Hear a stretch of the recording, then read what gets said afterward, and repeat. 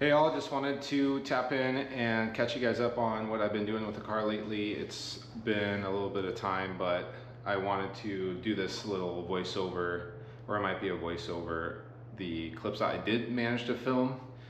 Here is what the car is looking like.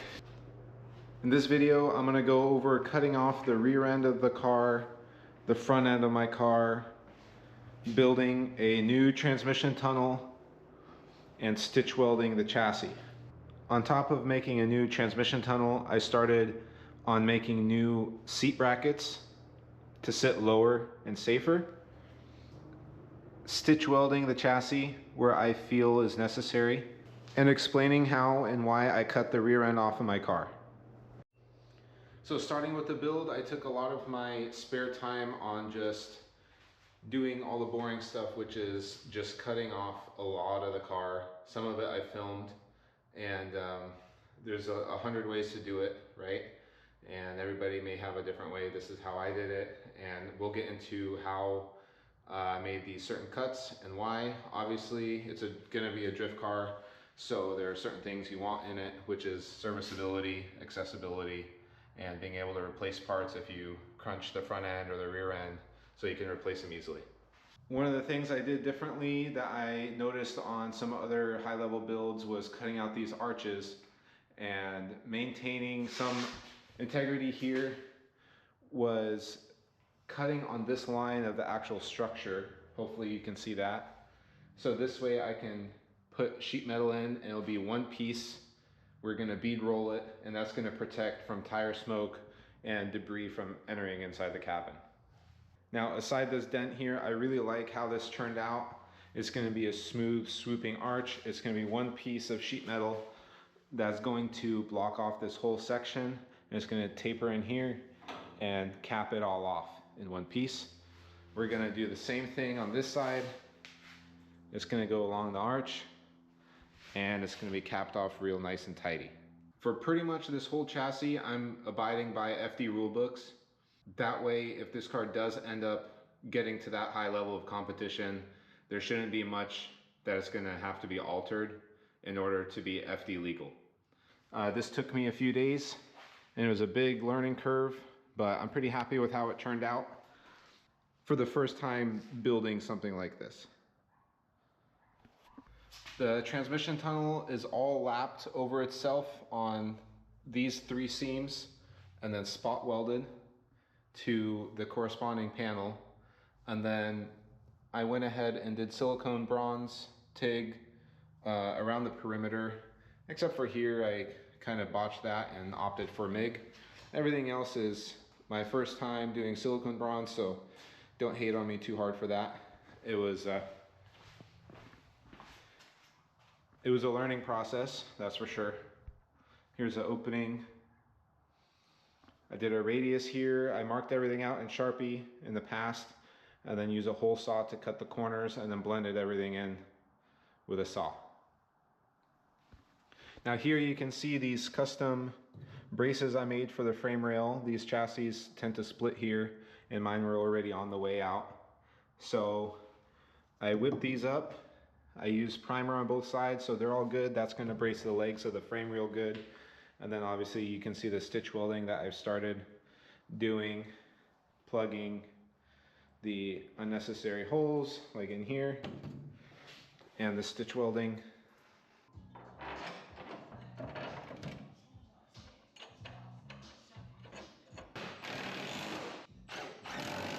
So we're gonna be cutting this whole front end off, and realize that I'm gonna need something bracing this front end together since it's on jack stand, so it doesn't wanna kind of bow out or do some wonky stuff. So instead of like welding something across here, I'll just use the factory brace that's gonna hold that together.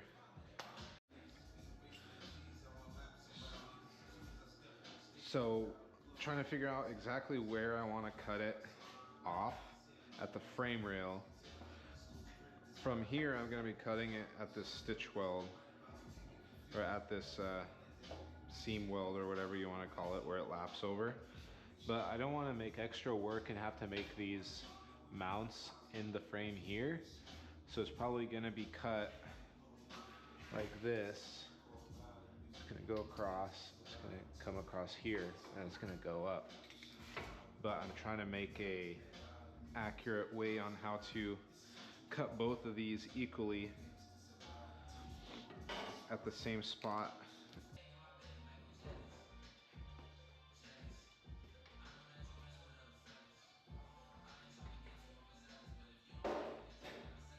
Okay, yesterday I cut off the front end and I just got it resting back on there. It looks like nothing even happened.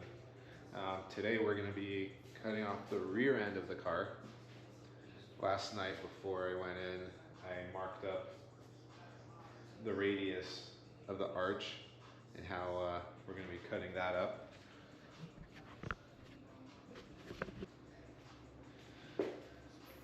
To get this smooth radius, I went ahead and I measured with a tape measure where the wheel well bottoms out, and then I just transferred over the measurements. Pretty simple. And then to connect and make a pretty good radius, I just grabbed a piece of wire, some TIG wire or filler rod, and traced that out so it's a nice smooth radius.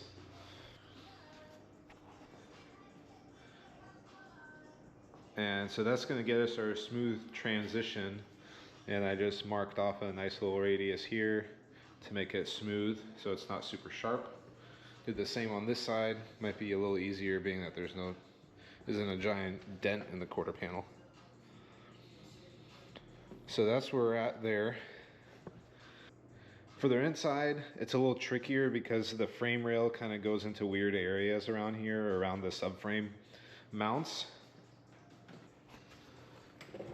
So you can see here, it's really not the straightest and basic sheet metal work under here. It's pretty complicated to cut it out cleanly and kind of uniform.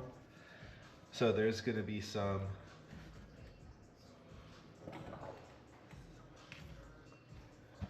how do I film this?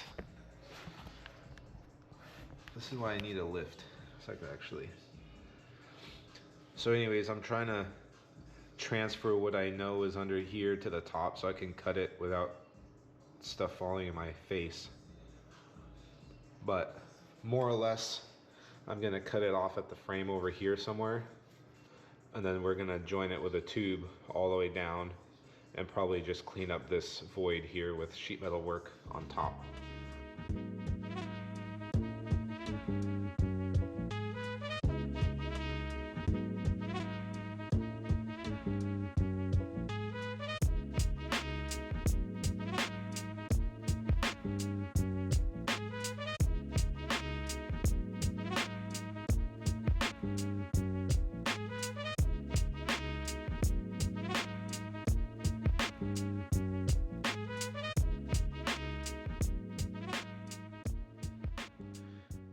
Okay, I marked up the last of the measurements here. This is going to be the final cut. What I ended up going to was where the frame kind of goes into this fold in the sheet metal, or this new layer. I just grabbed one of these. Again, I need to look up what the name of these things are, but I just got that measurement and then transferred it to the top at the same angle. Marked it, did that on the other side. Got a straight edge that fit between the strut towers and marked that with a marker. So that's going to be the final cut in here, and then I'm going to move over to the quarter panel and make that final cut, and then remove the inner layer in here, which is the messiest part of this whole removal job, but we'll get it. Back you go.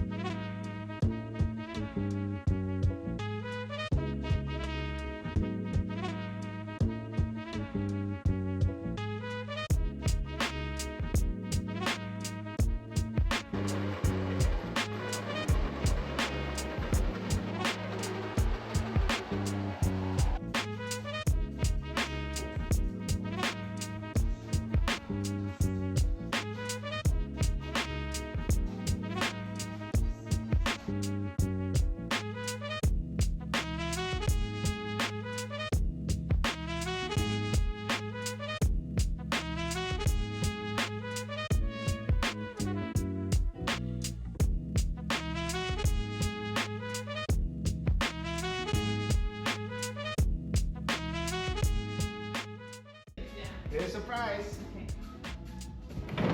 Oh. No, I think you're good. You're cutting. There's so much progress that you've done.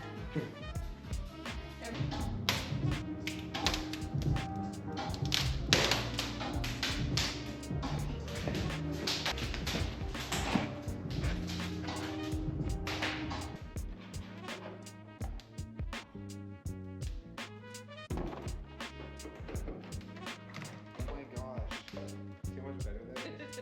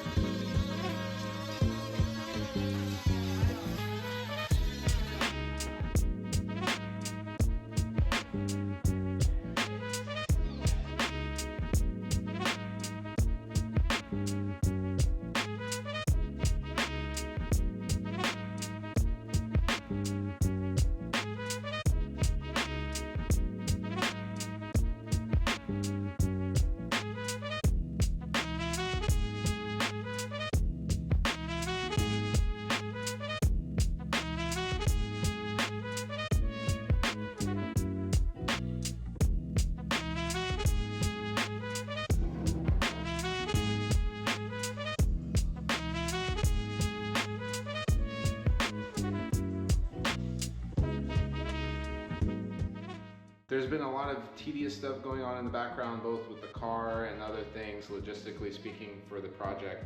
But here in the back, you can see that the power plant is different. We're going with this time around, it's going to be a 1JZ non-VVTi. We got a Garrett G30 700 strapped to it with a Cinco manifold. It's going to be running on flex fuel, drive-by-wire, and a couple other goodies.